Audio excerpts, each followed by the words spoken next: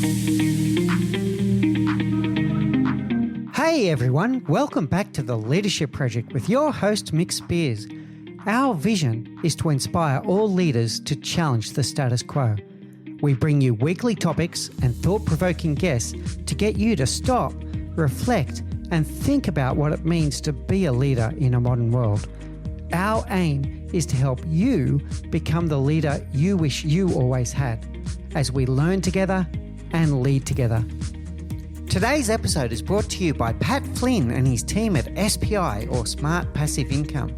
I am often asked questions about how I do all the things I do, whether it be this podcast, our cohort-based courses, or just structuring my business. Well, Pat has been a great inspiration to me, and I benefit greatly from being part of his community, SPI Pro, and from the SPI courses and workshops they offer. We are including a link in the show notes where you too can apply to be a part of SPI Pro or take advantage of their amazing courses and workshops. Now, on with the show.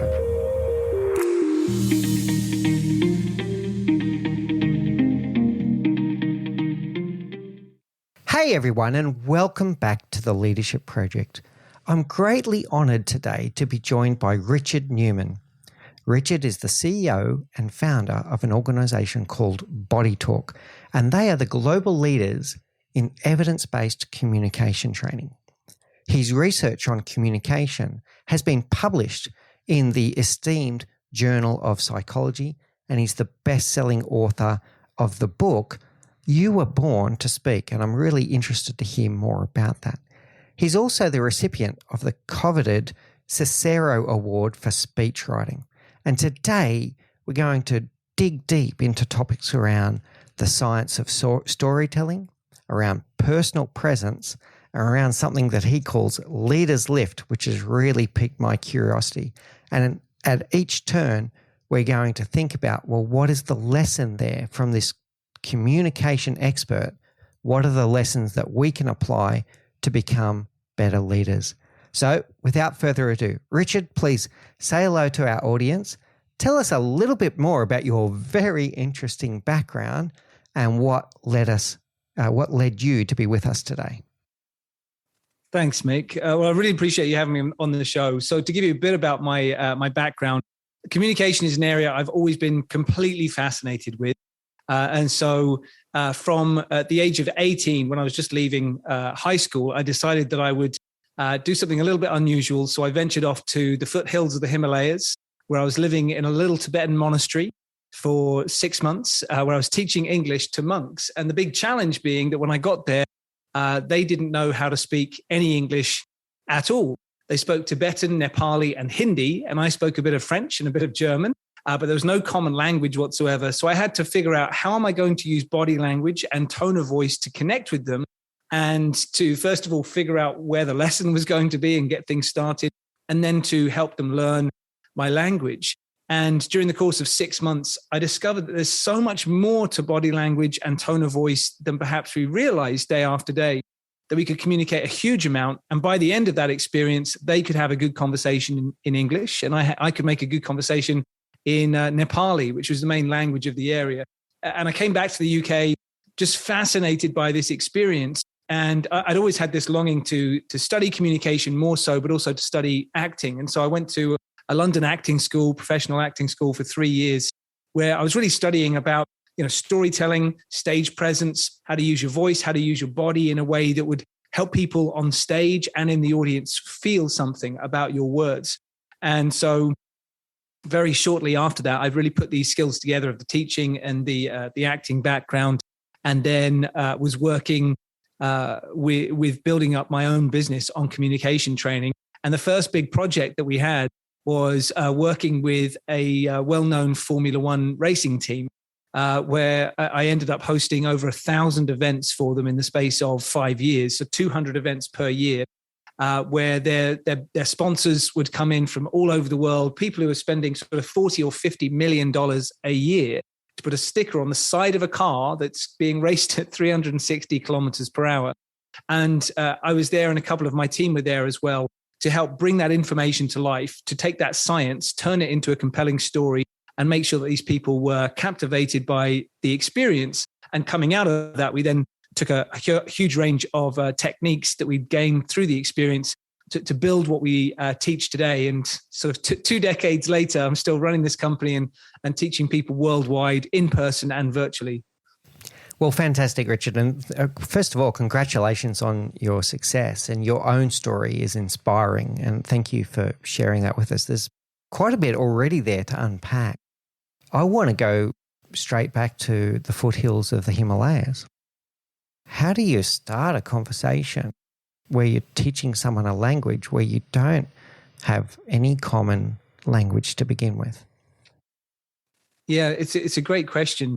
And actually, some sort of 13 years after I was there, I'd always said to them, I'll come back one day. And it took me 13 years to end up going back. And I went back with my wife. And just near the monastery, there was some people that I had made friends with while I was there. Lots of great people in this little town. And there was a lady there who, though, she'd never been to school. And she became a friend of mine, but she didn't understand any English, sort of written or spoken. And we formed a very deep friendship, though. And I remember sitting down with her, with my wife, and we were having this conversation for about 10 or maybe 15 minutes. And I suddenly clocked at the end of the 15 minutes, I thought, oh yeah, we don't have any common language. So she was speaking to me in Nepali. I was speaking to her in English, but we thoroughly understood each other.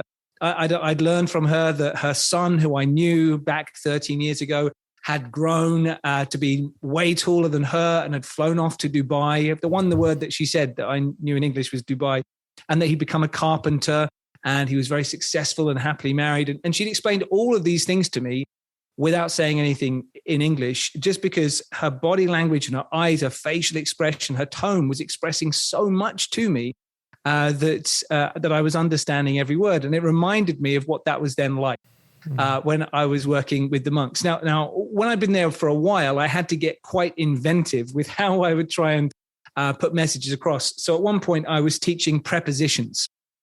I thought, how am I going to teach prepositions? I thought I have to do it physically. And so I devised this way of doing this with my hands, and I got them to do it with me as well. And this will come across especially for people watching on the video. If you're listening, go watch the video and I'll show you how I do it. So I do this with my hands. So I go up, down, into, onto, over, under, out, in front, behind, next to, opposite, round and round about. So that was when I had to get a little bit more technical with pieces. But before that, I would do various pieces with the monks who, they were surviving through getting some donations from people overseas. And occasionally those people would come to the monastery and they didn't quite know how to approach that. So I'd take all of the monks out of the little kitchen where we were doing the lessons, around the front door of the monastery, and act out as if I was a visitor coming in, and then pretend to be one of them doing part of the conversation. I let them copy what was happening. And so just simply sort of acting it out, mimicking, going through scenarios with them was a great way through it. But generally speaking, being quite physical in the process. The key part when we were starting to teach things like emotions was that I realized I had to have 100% congruency in my communication. This is a big, powerful lesson that I brought back and I now share with leaders and teams that we work with, is that if I was trying to explain the word excited, if I didn't look excited and I didn't sound excited, then they had no idea what I was talking about. I could have been saying pineapple. And so I had to figure out a way to make sure that my body language, my voice, and my word was totally congruent. And by doing that, they would gain understanding. And that's something that came with me back to the UK, where I realized that so many people day after day are not congruent in their communication. So you get people at work and they have a team meeting, and typically you get a leader who'll say, hello, everyone, I'm very excited to be here. And you think, well, you have to tell your face. You've got to tell me in your tone of voice. Bring that word to life. Otherwise, I'm not going to believe you. But there's so much that I've learned over the years that people are doing that destroys their congruency, gets rid of that congruency where they're not even aware that it's happening. It's just habits that people have built up over the years. And so it's critical for people day after day to start to recognize the things they're doing that are incongruent, to get rid of those pieces, to come back to, as you mentioned the name of the book earlier, how they were born to speak. Because we are born brilliant communicators as human beings compared to other species. But these incongruencies can really get in the way and pull us away from our ability to truly connect with people around us. So I've always thought when I'm doing hosting a meeting, having a presentation, or if I'm coaching a client, I'd think, would the monks understand this? Because if they would, there's full congruency here and the communication's going to work. That's a powerful question right there. I'm going to take that one away. I'm going to think about that when I'm preparing presentations. Obviously, I do a lot of presentations every week. I'm going to ask myself that question. Would the monks understand it? And instantly, that'll be an anchor point for me that I'll understand what that means. That's a powerful question, Richard. We do talk a lot to people and tell them that your body language screams louder than the words that you actually speak. What's the lesson there for leaders about that congruence that you speak of? Well, I think, it's become so important now more than ever to have somebody who we truly buy into as a leader, that we believe in them authentically in every part of their life. They are living and breathing the vision and the mission that they're talking about. And even more so, we were talking just earlier about, what this pandemic has done to us, where we have had that little window into people's lives to see what they are like at home, what their home looks like and what their cat looks like in ways that we never would have imagined. And so there is no going back from that. There is no going back to the great big glass and steel buildings and putting on the corporate armor and pretending like that never happened. People are now aware of the human behind the suit. And so it's so important to know that your interactions every single day with each person that you deal with need to match the vision that you've talked about, that mission that you're on, and to live that out, not just in the actions and the decisions that you make, but in the way that you behave around other people. You can't just send people an email saying what instructions are going to be and hope that they're going to just follow them blindly like people may have done many decades ago. Leaders need to be in a place where they are able to connect with somebody and to do so completely authentically and have a clear and open agenda with that person and bring them on that mission with them from a place of not manipulation, not transaction, but truly bringing human beings together for something meaningful. And so, congruent communication is critical for that to happen. Otherwise, people will feel like it's not important, or they'll feel like there's something going on. They can't put their finger on it, but they don't trust this person. We've got to have that total congruency there for communication to work going forward, especially now where face-to-face interactions with other people are actually a rare commodity in the way that they didn't used to be. So those moments where you do get to be in a room with someone, you've got to make them count and give them the respect and the value that they deserve. So I'm hearing three really powerful words in all of that, Richard. So the congruence, where everything matches. Your personal presence, everything about your body language matches your intent and the words that are coming out of your mouth. I'm hearing about connectedness, that it's about that human to human connection. That is what inspires people to feel that respect that you speak of, feel that they matter, that if you're connected with them, they feel like that they matter to you at that specific moment. And then I'm hearing authenticity. And if you are congruent and you are connected, people are going to feel that you're authentic in the communication that you're sharing with them. How does that summary sit with you? Yeah, it sits with me really well. And I think that these are some elements that people have aspired to, certainly for a while. Authenticity has been talked about for a good few years, and with good reason. Connectedness, I think, is becoming more important right now because we have been through a phase of being locked in our homes and not able to go and hug our family. And so people are starving for that sense of connection and also a sense of purpose in the work that they have. But the caveat I put behind this, because I often get this question, is that people tend to say, oh, does that mean that I should just be myself? in my next meeting, that I should just, I go and do this presentation, host this team meeting and just be myself. And I say to people, that's not actually what it means. Because if you're going to be yourself, what that actually means is being all of the bad habits that you've been building up all the way through your life until this moment. And taking all of those bad habits into this next meeting isn't necessarily going to be great communication, unless you happen to have stumbled along that one sort of true path of all the habits you've created in your life make you an extraordinary communicator. So it's worthwhile for people to know, even if I want to be authentic and I want to be connected, I want to be congruent, to do that, you have to create a greater sense of self-awareness about what you may be doing, what habits you may have that are getting in the way of that may pull away your congruency, even though you're stating the truth, you've got good intentions, and you're still left wondering, why didn't this person respond well to me?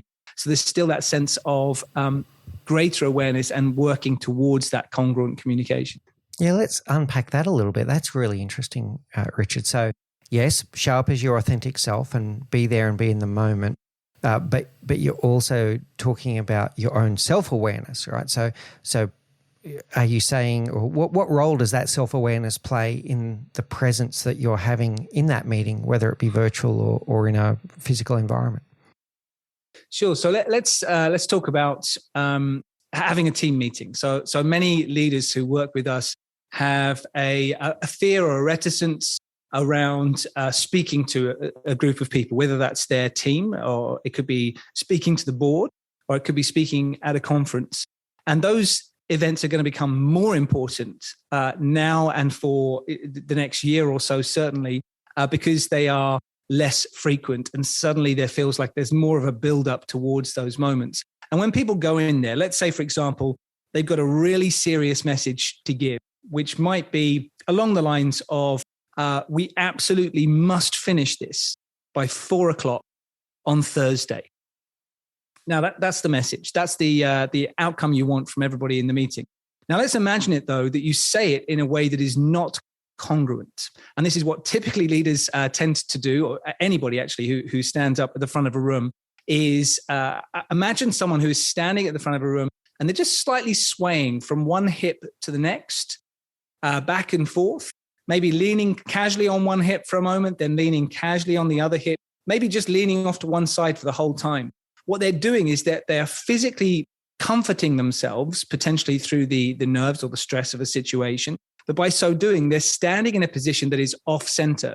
And if you gave that person a quick nudge with one hand, they'd fall over. They physically look like a pushover, which is where that term or that phrase comes from. Gravity working against you, not with you, which means that your sentence and your statement does not have gravitas. It has the opposite. And so when you say that, we must get this finished by Thursday at 4 p.m. while standing and looking like a pushover, what people see and what people hear and feel is, yeah, it doesn't seem to matter that much if we get it done by 4:00. You know what? I've got other plans on Thursday. I'll get it finished up on Friday. And so as just like a small and simple example there, the visual doesn't match the message. And when body language goes one way and words go the other way, people respond to, remember, and believe the body language, not the words. And so that's why you've got to make sure you've got things going in the right direction. So on that small piece, we coach people around physical gravitas, which comes from your posture being well aligned and being in a position where gravity works with your body, not against you. And you can do that for virtual meetings, one-to-ones, or standing up and speaking with a group. And importantly, it doesn't mean sort of standing bolt upright like an army soldier in a parade. It's not about that. Instead, it's about getting to a sense of alignment where you'll see this. If you turn on your favorite sports, whatever it might be, tennis, basketball, golf, and just watch what position people stand in when they're about to do something important. What is their ready position? They get themselves into a position where their feet, their knees, their body, it's all aligned in a way that is working best for gravity. They are ready to perform. And we coach people how to do that at the front of a room so that they look like this message is serious. This message has gravitas, so that everybody around the room understands that. And by doing that, they also feel more confident and appear more convincing. And this was something that we proved in a study that we published in 2016, I believe it was, which at the time, as we understand, is one of the largest studies ever done on nonverbal communication. and especially important for leaders, where we created over 100 videos of people saying a message. And we got people from all over the world to watch variations of this video. They'd watch one video and they had to vote at the end of the video. Do you believe in this person? Are they convincing? Would they make a good leader? Would you vote for them in an election? A whole range of different points. But they only saw one version of the video. And then when we were showing the other 99 versions of the video to different people in the same town, and then we would try it in other countries, people aged from 18 to 65 were taking part in this. Men and women were voting on this. And we also had the variations in the video. Some had men, some had women, some were older, some were younger, some had lighter skin, some had darker skin. Because we wanted to look at all the variations. And what we found is it didn't matter if the person in the video was male or female. It didn't make any difference to the results, which was not what we expected. It didn't matter what their skin color was. It didn't matter if we were getting our results from Mumbai or from San Francisco. These didn't make any difference to the results, which again blew up our hypothesis. But what did matter is that people saying the same words and wearing the same clothes, if they went from that position of being in pushover position, like I explained, to gravitas, then suddenly they got a big spike in their results. They're more convincing. They're more likely to be seen as a good leader. They get more votes in an election. We looked through a whole range of pieces there. And what I like most about this study is that all we were looking at is what if you go from being incongruent to being congruent? What if you go back to the way that you're physically, naturally born to speak, getting rid of habits, and suddenly by doing so, that the most impressive result we got was by going from a lack of congruency to complete congruency, you could increase the number of votes you get in an election by 59%. And genuinely, when we started creating this study, I was hoping for a 5%. I thought 7% shift would be amazing. And the head of statistics at UCL, who helped us put this together, nearly fell off his chair when he gave us the results. He said, in 35 years, I've never seen results like this. So it was quite fantastic to be a part of that project, but really really fulfilling to see that these results came not from manipulation tactics, but actually from bringing leaders back to the way that they are physically born to speak. There's so many things coming into my head right now, Richard, and the first thing I want to share with you comes from a good friend of mine, David Knorr, who was on episode 39 of our podcast. And Knorr, I hope you're listening, hope you're well. And one of the things that he shared with us on that day, his science is around the power of relationships. Wonderful episode if you get a chance to listen to it, and there's something in that for everyone as well. But one of the things he shared, and he was talking about authenticity at the time, was that almost everyone has a BS radar, a finely tuned BS radar. And what I'm hearing from you is that when you are incongruent, people will pick this up and they will interpret it in their way. What I'm also hearing, like when I hear you talk about gravitas, I've never thought of it that way, by the way, just wonderful. We use that word all the time, but thinking about gravitas comes from the word gravity and this kind of balance that you talk about, and someone that's got a strong and steady posture, you're going to believe what they're saying, right? And whether it is nerves that is causing the sway because they're just out of their comfort zone, or whether they're not confident in what they're saying, whatever the cause is, on the receiving end, people are going to interpret it in their own way. And it could be that they interpret it that, well, hang on a second, something's just not right here. And you brought up politics. How many times do you see a politician at a lectern saying something and you've just got this thought in your head, something's not matching here, right? So whether it's out of lack of confidence, your nervousness, or you're not confident in what you're saying, it doesn't matter. If you're not congruent and you're not doing the things that Richard's talking about, people will draw their own conclusions. How does that sound? Yeah, that sounds spot on. Yeah, cool. All right. So I want to come to something that you mentioned in your brief that you gave before you came on the show. You spoke about personal presence and using small changes to increase your persuasion. Is this what we're talking about here, or what else could you share there in terms of those small changes that leaders could make to improve their ability to inspire and persuade people into action? Yeah, so on personal presence, there's a few things around that. There is a physical aspect of presence, there's a vocal aspect of presence, but there's also a mental and emotional presence. So just to break those down, the physical presence ties into what we were talking about there, being in a ready position to connect with people and being free of habits that might physically hold you back. Vocal presence is something that we hear when we're listening to a great podcast or when we're listening to a great audio book, that voice that truly connects with us, where there is congruency between the sound that we're hearing and how we need to be feeling on the page without it being overdone to the point where we feel put off by it. It's leading us down a path and taking our imagination in the appropriate direction. But down to the mental and emotional presence, this is key. And this is something that is talked about so often, where if you look at somebody who you look up to as a great leader, and often people will talk about this maybe as politicians and presidents, or someone who has extraordinary presence, they make you feel like the only person in the room that matters is you. And the only moment that matters is this moment right now, because everything that they're doing is totally focused on you right now and this conversation. And so that presence of mind is something that we like to coach people around having for their conversations. We talk people through difficult situations, conflict resolution, or doing a presentation, negotiating, persuading people one-to-one or one-to-many, or being even in a virtual meeting. What is it that you can do to be focused right here in this moment? And doing that requires people to stop being self-conscious and start being focused on the others, focused on the people who are there. So we find that often people who are communicating poorly are just too much focused on them, their words, their needs, their slides, whereas people who have extraordinary presence are really with the other person, totally focused on how they want those people to feel, the journey and the direction that conversation and interaction is taking from moment to moment.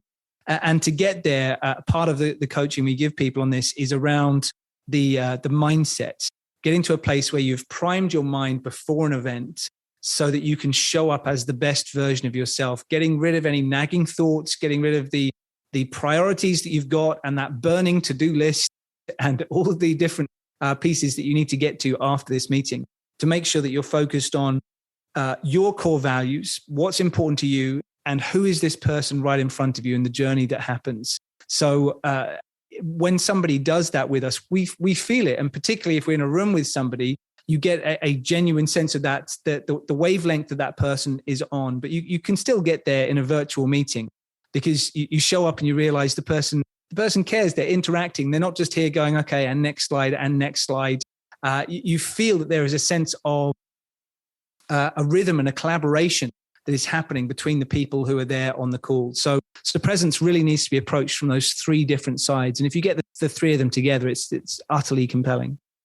So I feel like we're circled all the way back to connectedness again there, Richard, and the role in all of that. So having that presence, making the other person feel like they matter, that they are the most important person in your world right now. One of my favorite sayings, by the way, is that listening is not the same as waiting for your turn to speak. So what I was hearing there is that you are connecting with the person and that you're taking a genuine interest in what they've got to say, and you're making them feel that, right? So through your presence. So really, really good, Richard.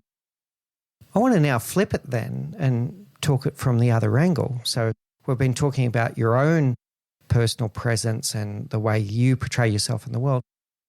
What are the lessons that you can learn as a recipient? So when you're looking at the other person and you're watching them, what can we take from your research that you've done there? Really powerful research.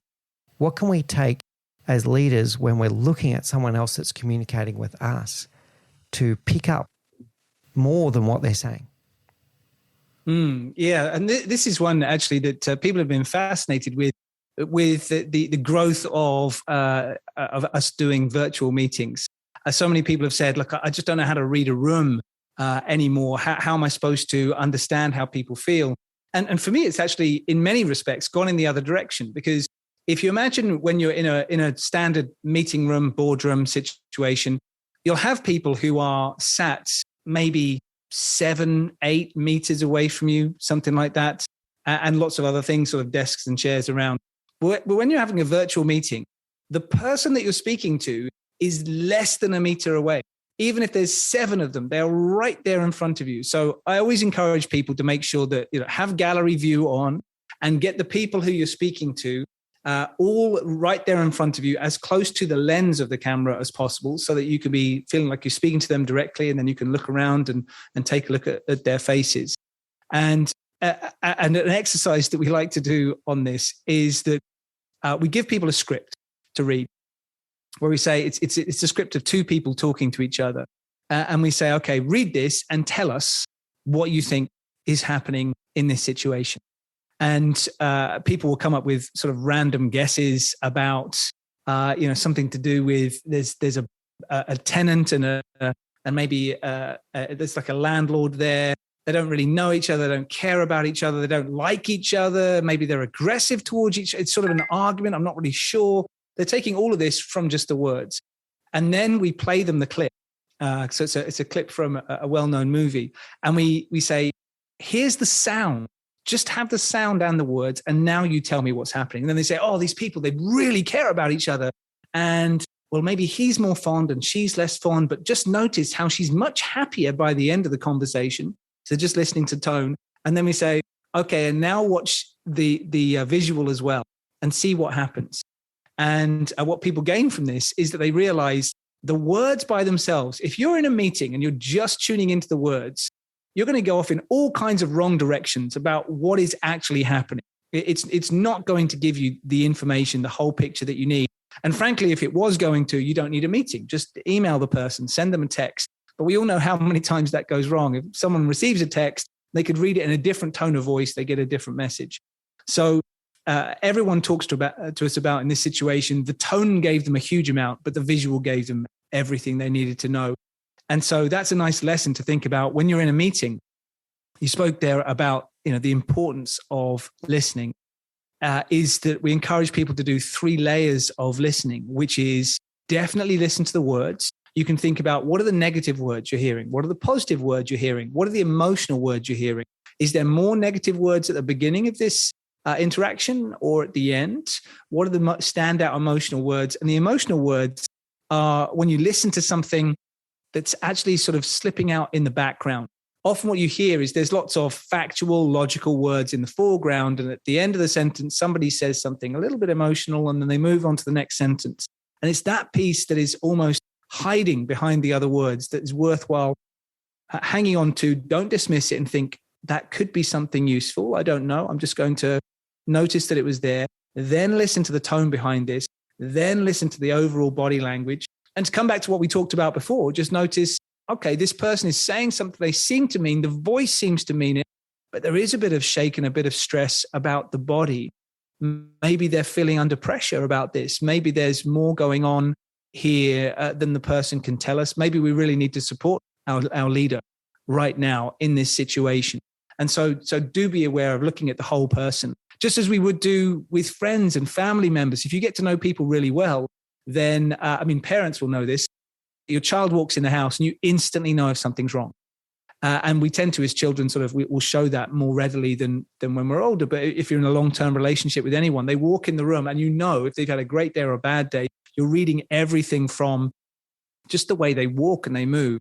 So if we can bring that power of deeply connected relationships where we are looking out for each other, we want to be connected and we want to see the whole person. If we bring that into the workplace, that's when we can start to have really connected teams. I can tell you right now that I know when my wife is upset with me before she opens her mouth, right? So it is something that you learn. But how do we apply that into the workplace is an interesting question, Richard. And in the art of coaching, in the coaching practice, we use the exact term that you said a few moments ago. We call it seeing the whole of the person.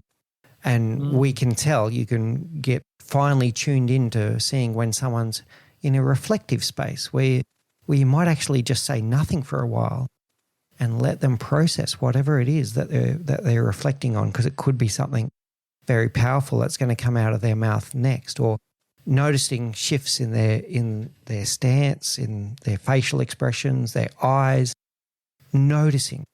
the key word that you said there was noticing and seeing the whole of the person, looking for those little incongruences to see, well, actually there's something deeper there. And if they're your team member and you genuinely care about them and you're picking up, like Richard said, some kind of shakiness in the voice around a topic or whatever, explore it. Tell them, I noticed something shifting you there. Tell me more about what was it about that happened there. Like, don't kind of judge it. Listen without judgment, but notice it and see if they would like to talk more about it. Could be something for leaders at home to think about with your team members. If you do genuinely care about them, you do want to know if there's something deeper that's going on within them that is incongruent with maybe the words that are coming out of their mouth. I think that's a great comment that you make there, Mick, about talk about it without judgment and also with that compassionate space for them to open up to you.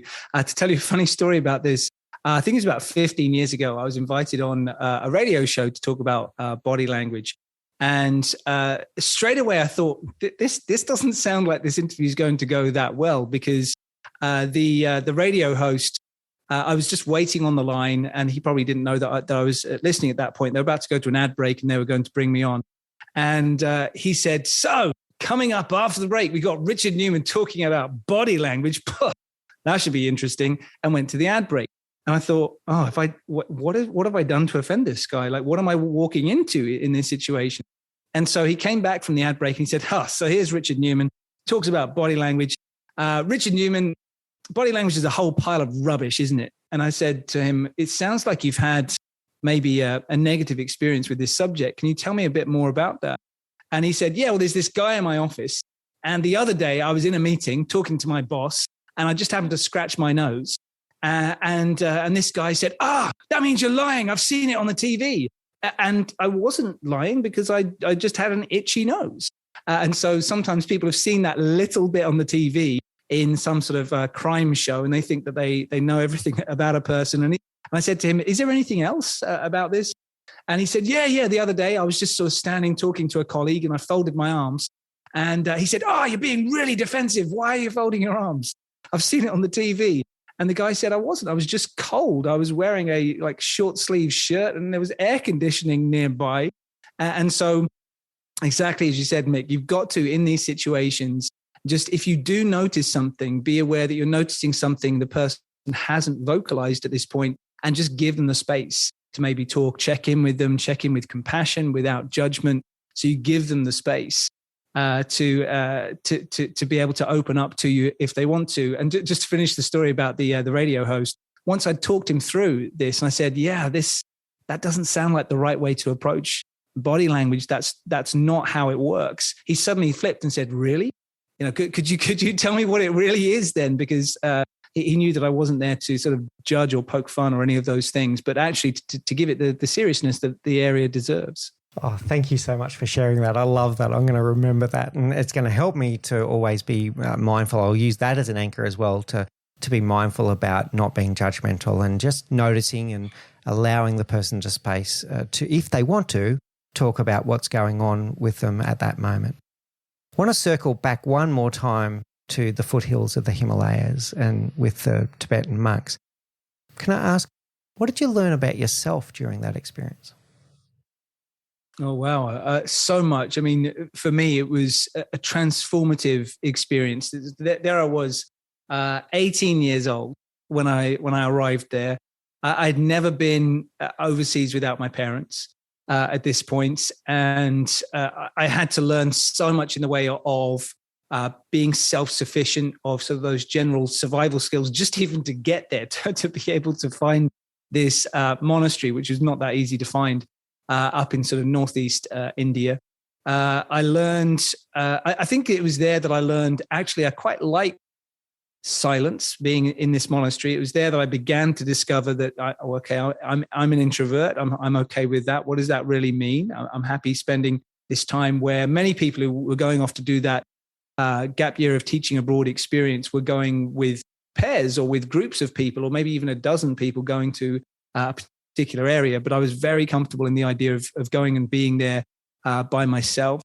I think I learned that you can connect so much with another human being and feel a strong sense of friendship and a sense of family with people just by sitting quietly and spending time with them and observing each other and getting to know each other. I think I learned a huge sense of self-reliance and being able to achieve something that seems somehow impossible at the time. And another piece that really has driven me since then is I realized how much I passionately love helping people to communicate, whether that is going from no English to having some English, or people that we train today. And it really is a fuel for me, being able to be in a room with people and help them go from whatever challenge they've got with communication to where they would like to be, is something where, I feel, you were mentioning to me a little bit earlier about being in a flow state. That is my flow state. It's a place where I feel like I don't need food. I don't need sleep. I just love that idea of helping people come to life and bring their voice to life in that way. Thank you for sharing that, Richard. That's wonderful and obviously a very important step that has made up a lot of who you've become and progressed since then. So yeah, what a wonderful experience. I'm glad that you went through that, because now the world benefits from that step that you made on your journey. I want to flip now to the next thing that you said, which I want to talk about this storytelling element. I want to start with, you mentioned some important words when you're talking about your acting stint. So when you were studying acting, the words that you used, if I can remember them correctly, were you're always initially thinking about the emotion that you want the audience to feel. Tell me about the connection of that with storytelling in a leadership context. Yeah, so I think business storytelling is something that is deeply misunderstood. And so if I reflect back a couple of years ago, because it's been a theme for a long time now, I was at a conference where there was a few people as a panel on stage, and they were leaders from different companies, different industries. And the host said, well, storytelling is an important issue. Do you all do storytelling? They all nodded their heads. And the host went to number one and said, so tell me, how do you use storytelling in your business? And he said, well, what I do is at my team meetings, I tell people what I did on the weekend, give them little anecdotes about my holiday. And I was sitting there thinking, that's not business storytelling. I mean, that can be a good thing to open up as a leader, but that's not really business storytelling. And then the next person talked about how he would give people a list of things that he had achieved in his career to aim to inspire them in their careers. And again, I was thinking that isn't storytelling. That's a list. That's not what storytelling means. And so when I went through the panel, I think it was the last person who suddenly said what I would agree to be storytelling in the truest sense. And storytelling, if you think about it, to link this back to that question about, what do you want people to feel? If you think about a meeting, let's just say that you've got a new product, a new service, or the rollout of a new message, a new way that people are going to work. Maybe there is a new sense of a mission that you're on together this year towards a particular goal. Well, leaders can decide that piece, and they can get very excited about it at an off-site meeting, team away day. They come up with it with sort of writing up on charts all over the wall and leave feeling thrilled by it. But whether or not it succeeds is going to depend on, do the people that work with them actually feel like doing it? They might know what they're supposed to do, but do they feel committed to that vision in the same way as the people at the offsite are? Possibly not. And what storytelling does is it allows us to give people information in the way that the brain wants to receive it. The brain doesn't just want a list or random facts about your weekend. We need to engage the three major areas of the brain relevant for storytelling, which is the survival mind, the emotional mind, and the logical mind. And so by doing that in the way that a story does, you compel people to listen. They are much more likely to remember your information and take action on it as well. And so too many meetings, loads of people have said over the last couple of years that they've got screen fatigue and Zoom fatigue. And they haven't really. They've just got death by PowerPoint on a laptop, because they'll finish their day and then they go into the living room, they turn on Netflix and they'll watch it for 3 hours quite happily. So it's not necessarily screen fatigue, although there is some sort of eye fatigue we get with these laptops. But the reason that we want to go and watch Netflix for a few hours is that it's giving us information in the way that we want to receive it. It's giving us a story. It is connecting with us. And so if you can tie that in as a business leader, if you understand the basic framework of a story, then you can do that for your next team meeting. You can do it for your next pitch. You can also do it for every one of your one-to-ones. And we even teach teams how to do it for emails as well. I mean, imagine if every email that you wrote, you knew before you opened it exactly what was needed from you by when. And when you opened it, it was written as a concise, compelling story that then led you clearly to the action that needed to be taken. And so that's what we do for people. And to give you a sense of how that works, if you look at the basic premise of how storytelling works, which is a lot of people look back to The Hero with 1,000 Faces, written by Joseph Campbell, where he came up with the 17 key steps that stories have. If you look at different civilizations around the world that had never had any contact with each other, they were using these 17 different steps. And you can look at ancient Greeks and the story of Gilgamesh thousands of years ago chipped into stone tablets, and look at Shakespeare. You can compare them and see that those steps are being followed. But the challenge with that is that it's quite hard to follow the 17 steps of the hero's journey with the denial of the quest and the leaving of the ordinary world when you're writing an email. So we've boiled it all down for people into very simple areas of simply looking at it like this. If you watch any movie, you turn it on, if it's going to compel you to watch, at the beginning, you see the current world and the current challenges. Then what happens next is in most business meetings, they don't do storytelling. They say, and here's our solution. And that's where they lose everybody. You go from challenge across to solution. That's not storytelling, that's telling. So storytelling is, here's the current world and the challenges. Now let's look at the better future. You see the hero, the protagonist of a movie, having challenges and sensing a greater possible future. And they imagine what that could be and what it means to them in various different ways. They may be introduced to it by a mentor or something along those lines, but they see what that is. And then they embark on a journey that takes them from their current challenges to that better future. And that journey starts with a single step.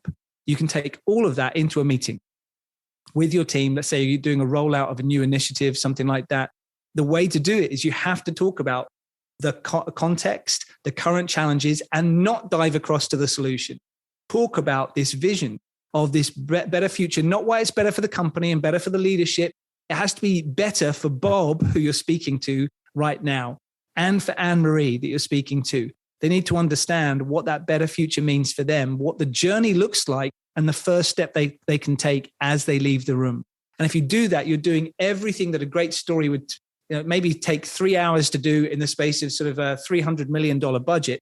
And you're doing it in the space of a 10-minute team meeting or a 2-hour client pitch, leading people forwards. But the key bit behind it, to come back to your earlier question, is that what it does by creating it in this way is that it's engaging the emotional mind in a way the emotion says, I want this. I want to be part of this. This story involves me. I'm going to start to take action on it in a way that bullet points and a spreadsheet just can't achieve. Can we unpack that emotion part of it a little bit more? So the hero's journey, well documented, and I like the way that you broke it down into a simpler rather than a 17-step approach. So where are we today? What are our challenges? Where is our desired state? Where do we want to be? And then what are some of the challenges that we might come along the way? What's the journey going to look like? And let's take the first step. So very good description of a model that everyone can put into play.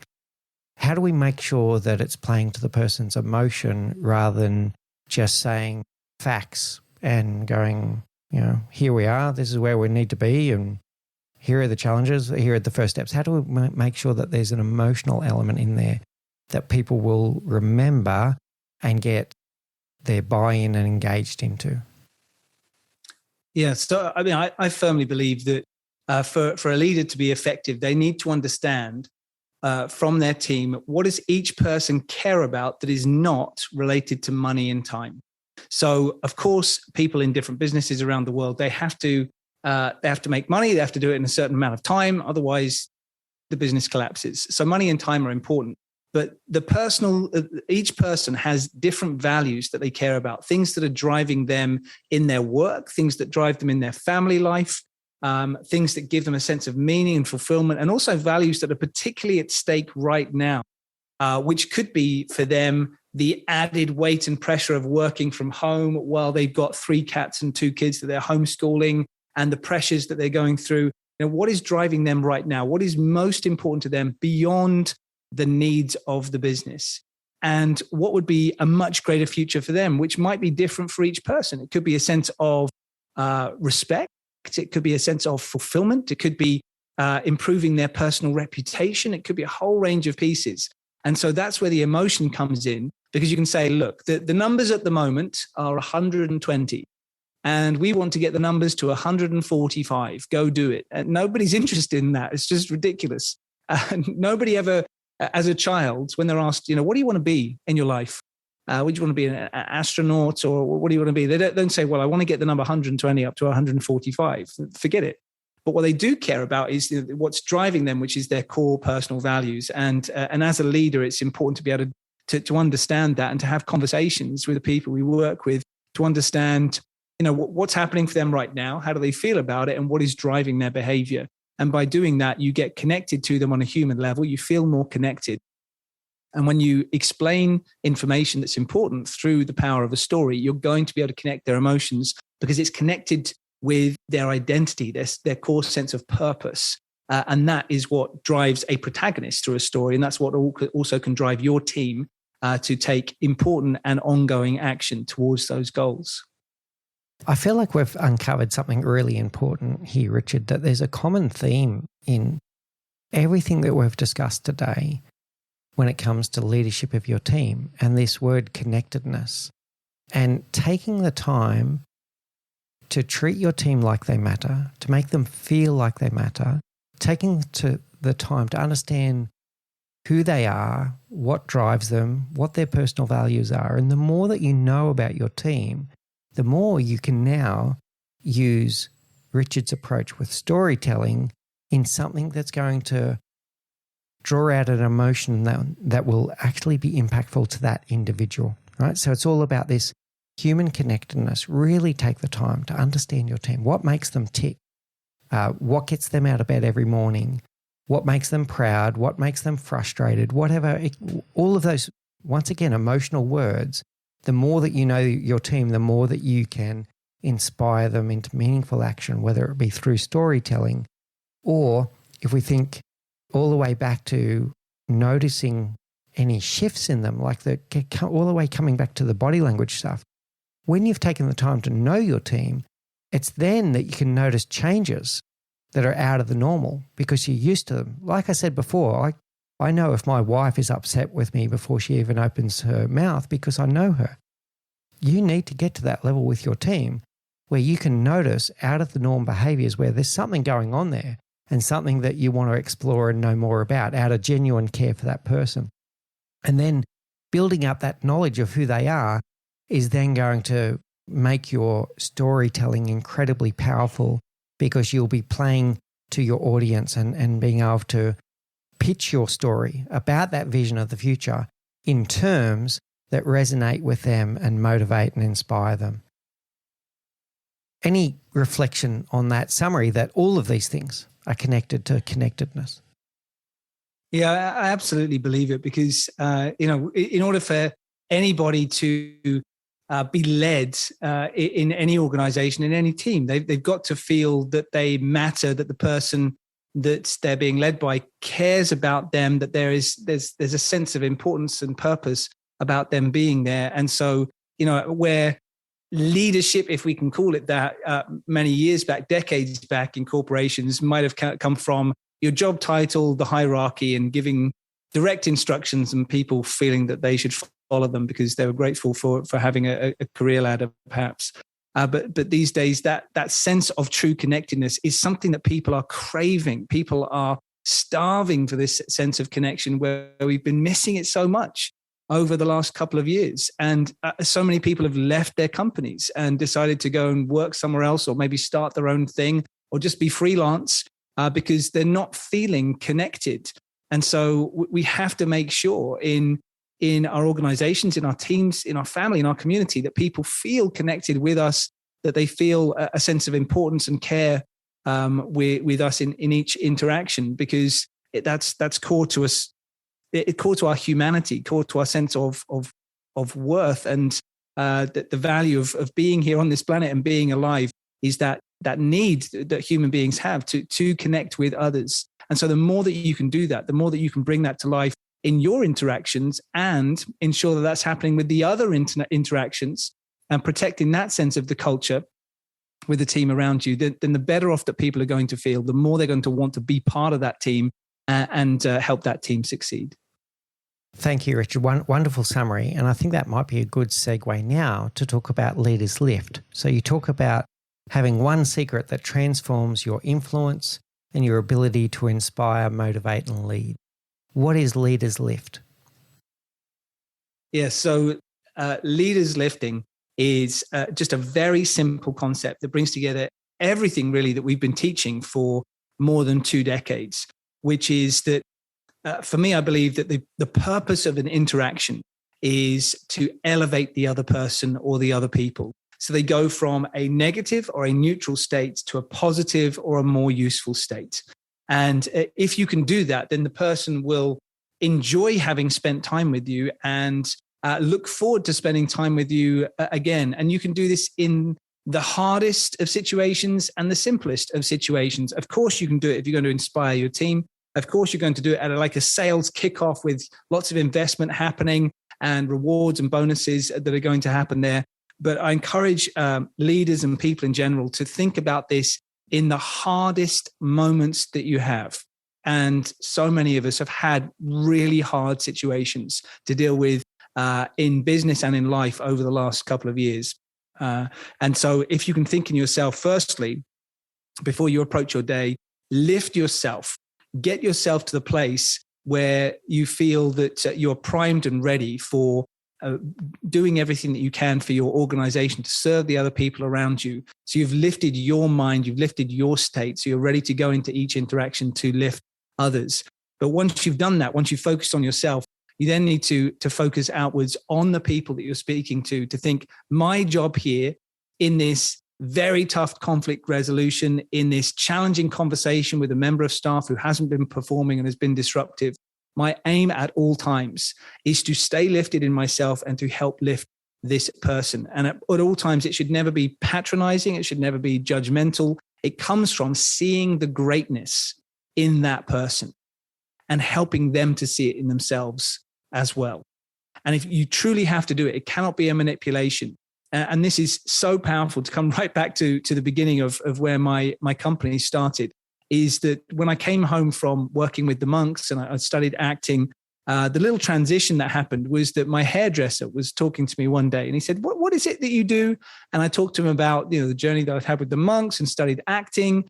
And he said, if I gave you a free haircut, could you teach my team everything you know about communication?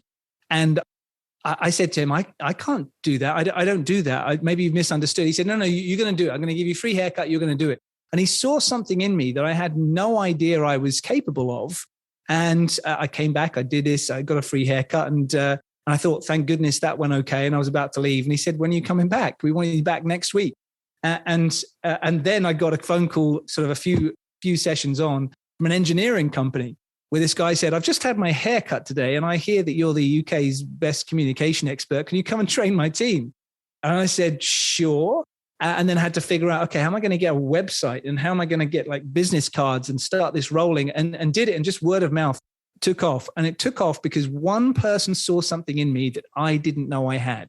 He sort of reminded me of my full potential. And so for leaders to lift others, I think it's key for every leader to do this, to see the complete and full potential that somebody has, not just in the numbers they're presenting to you with their KPIs this week, but truly see their potential. And by seeing it in them, they will realize it as well and want to work with you, but also want to fulfill that potential too. And if all leaders can manage to lift those around them, whether that means that you're doing it as a leader in your family, doing it for your children, you're doing it for your friends, your family, even doing it for your parents. If you can do it in any situation, just imagine the ripple effect that has on the people around us. There's so many powerful things that's coming out of there, Richard. And I've got to start with, it sounds like barbershops were LinkedIn before LinkedIn existed, right? So the referral, that's wonderful. I think you're right. Yeah. That was awesome. So if I unpack a little bit what you said, so starting with self, when you're getting ready for an important moment in your work, making sure that you yourself are lifted and in a gain frame before you have that important conversation. And then your role to elevate others. That's really powerful. Help them see what others may or may not see, but help them see their superpower, help them gain the confidence of that superpower and elevate them, and then give them the environment where that superpower can thrive and flourish. And every single person on this planet has got a superpower. And part of your role as a leader is to help them see it and to help them to thrive upon it. Thank you so much, Richard. I've thoroughly enjoyed today's episode. So many nuggets of gold here. I want to draw us to a close now, and I'm going to go into our rapid fire round, but I'll just summarize some of the key things that we've been going through, talking about this personal presence and congruence and connectedness, talking about the science of storytelling and bringing it to emotion that resonates with the person that you're speaking with because you know them, you've taken the time to know them. The importance of lifting and elevating others with this concept of leaders lift. Absolutely wonderful. So many nuggets of gold today, Richard. In our rapid fire round, there's a few questions that we ask all of our guests. Everything else is unscripted on this show. For those in the audience that don't know that, this is an unscripted show every week that we listen to our guest and we look to learn as much as we can from them. The rapid fire round, Richard, the first question for you, it's going to be really interesting thinking about what you did when you were 18, but what's the one thing that you know now that you wish you knew when you were 20? And we usually use 20. I'm going to change it for you. What's the one thing that you know now that you wish you knew when you were 18? Oh, such a great question. One thing I wish I knew, I think the one thing I wish I knew that it was all going to work out. But saying that, if I knew that, then would I have worked and persisted and worked as hard as I did? I don't know. But I think just that sense of, I think many of us when we're 18 have that burning desire to sort of get out there and make something of ourselves, and we're not sure where it's going to head. But just to have that sense of ease that, you know, if you have good intention and you apply yourself and you have patience and persistence, it will work out. That's an interesting reflection. I just noticed something in you there when you were reflecting on that and saying, well, yeah, part of it you want to know that everything's going to be okay, but you also need that ability to push yourself just beyond the edge of your comfort zone where great things happen. And I like the way that I could see you processing that kind of balance in your head. You want some comfort, but you don't want to be too comfortable because otherwise action doesn't happen, yeah? All right. What's your favorite book? Oh, gosh, my favorite book. That's such a hard question to answer because I have favorite books in different places. The one that's there's two that's jumped to mind that I've read in the last couple of months that have really stayed with me. I love a book that I read and it stays with me afterwards. I've just recently read Will Smith's autobiography, which is extraordinary. And I was lucky enough to see him live in person in London when he came here to launch the book. And I think it's just a brilliant and very vulnerable description of his life, which I saw Oprah Winfrey described it as the greatest autobiography she's ever read. And I'd agree with that. I think it's brilliant. Another book I've really enjoyed recently was David Goggins' Can't Hurt Me. Again, it's an autobiographical, but it's lessons that he gives you about the extraordinary experiences that he's been through and lessons for living that have come out of that he shares after every chapter. So two brilliant books. You can't go wrong. I'll warn you if you're planning to read them. There's a fair amount of swearing in both of those books, but they are captivating in the way that they're written. All right. Well, thank you for sharing those. And what's your favorite quote? Oh, my favorite quote. I think my favorite quote, actually, I'm going to attribute this to Ollie Mivel, who I knew back at school. We went to school together from the age of 12. And when I went to live with the monks, he created this cassette. This is how old it was, how old I am. He created this cassette that he put sort of music on for me because he knew that I was going to arrive in Delhi and I was going to spend 2 days on the train trying to get across to find this monastery. So he said, well, this will be, some nice music that you can listen to on the way. But inside the cassette, when I took it out, it just said 3 words, which was fulfill your potential. And that quote stayed with me to this day, so decades later, which, I was talking earlier about, it's nice to know things will work out, but that you need to have that sense of drive. And those 3 words have been a huge sense of the drive that I have every day, is to fulfill and explore, my potential as a human being and all that I can be and do and serve for other people through pursuing those 3 simple words. Absolutely love it. And I love that you can reflect on that now, a pivotal moment that happens a while back. And Ollie, well done, inspired someone into meaningful action there. So thank you for sharing that, Richard. And finally, I've learnt so much from today's episode, and I know that our audience would have as well, Richard. How do people get in contact with you to find out more about what you do, and if they want to get, take advantage of your services, read your book, etc.? How do they find you? So the best way to find me and my team is ukbodytalk.com. So you'll find me there. You'll find all our team and our services there. And if you want to follow me on social media, I'm on Instagram at Richard Newman Speaks, and also on LinkedIn, Richard Newman from Body Talk. Brilliant. Thank you again, Richard. It's been an absolute pleasure having you on the show. Thank you for sharing so openly and candidly with our audience, and so many nuggets of gold of things that we can put into meaningful action. Thank you. Thank you for having me. Thanks, Mick. Thank you for listening to the Leadership Project podcast at mixbeers.com. A big call out to Faris Sadek for his sound design and editing of our audio and video content, and to the whole team at TLP, Joanne Gozon, Gerald Calabo, Rika Vidanes, and my wonderful supportive wife, Say Spears, who is also our operations manager. This show would simply not be possible without you. If you've enjoyed the show, please leave us a rating and review at Apple Podcasts. You can catch the video podcast and our video of the week at the Leadership Project YouTube channel. And you can join the conversation at the Leadership Project Facebook community group. We look forward to bringing you more great content and interviews next week as we continue to learn together and lead together. In the meantime, please do take care, look out for each other, and always remember to challenge the status quo.